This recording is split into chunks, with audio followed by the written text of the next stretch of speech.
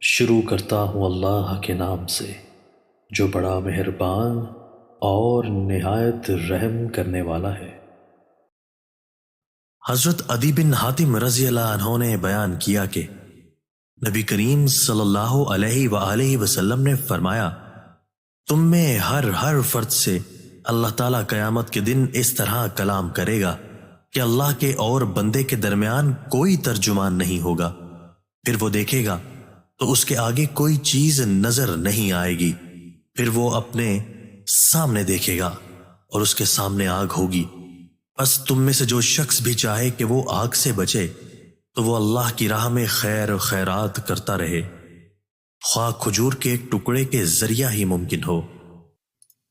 دوستو، اللہ تعالی ہمیں ان احادیث مبارکہ پر عمل کرنے اور اپنی زندگیوں کو سنوارنے کی توفیق عطا فرمائے۔